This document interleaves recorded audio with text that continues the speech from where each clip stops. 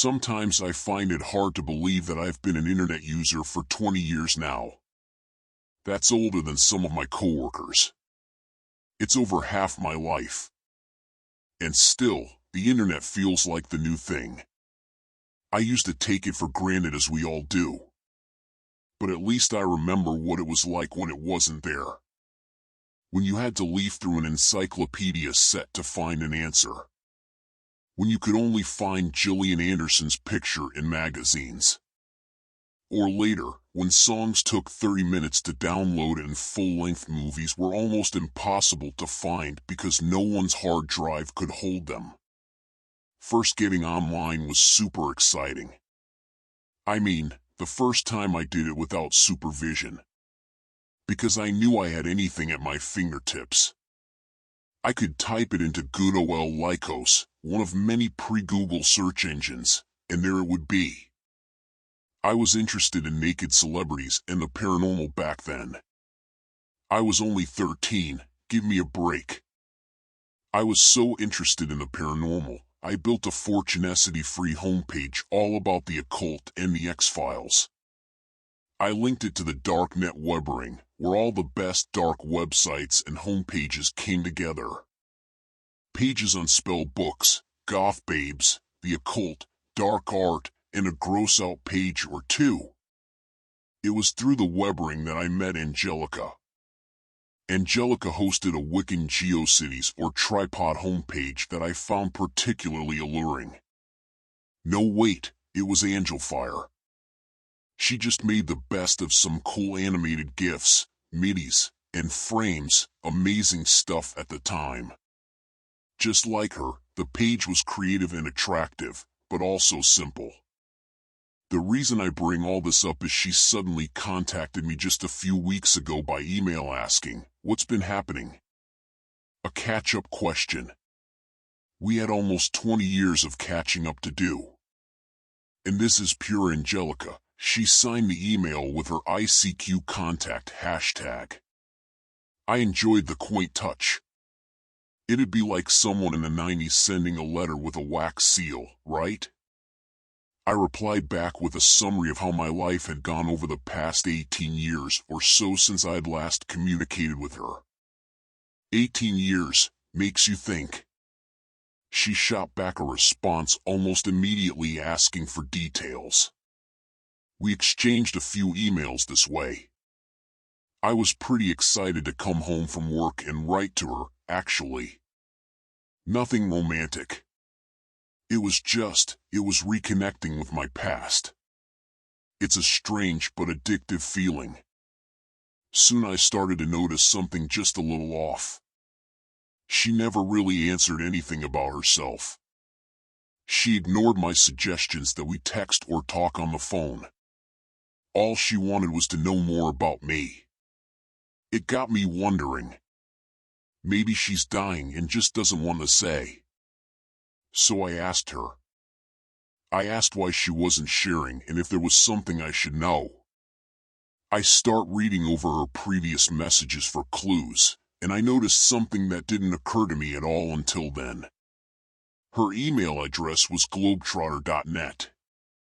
That may not mean anything to you, but it struck me as strange. You see, Globetrotter was a Canadian ISP way back in the mid-90s.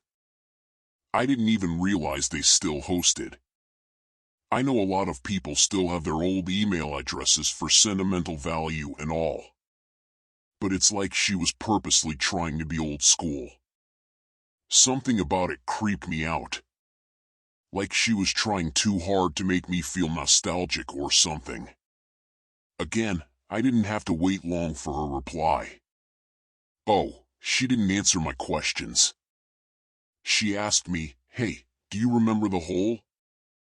I didn't know why then, but the moment I read that sentence, I felt uneasy. Like I was being watched. I had a hazy sense that I'd dreamed about something called the hole once. Whatever it was, I was instinctively repulsed by it. I couldn't remember anything solid, though. In my head I went over IRC rooms, websites, newsgroups, Webberings, all the old internet stuff, and came up empty. She sent me another email before I could even reply. You really don't remember? The hole was our little secret. Not many knew about it. Even fewer how to find it. But we found it. It was right there all along. Sometimes, when you'd load Darknet in Netscape, there'd be a tiny black dot in the bottom left corner in all this blank space. You had to hover over it exactly and click it. Then you'd be there. You'd be in the hole. You remember it now, don't you? She was right, I did. I just didn't remember ever calling it the hole. What I remembered was that secret little space we found. I remember it was like the browser didn't see it as a real website or something. There wasn't even an address to copy and paste from the bar. It was just the letter M. I tried everything to pin it down to an IP, but M was all I could ever find. Another thing I remember is that I never liked that place. Not at all. There was nothing there. It was all empty. I remember being excited the first time we found it, because it was something hidden. And it felt like somewhere we shouldn't be. Then I hated it. Because it was just empty. And it made me feel bad and empty.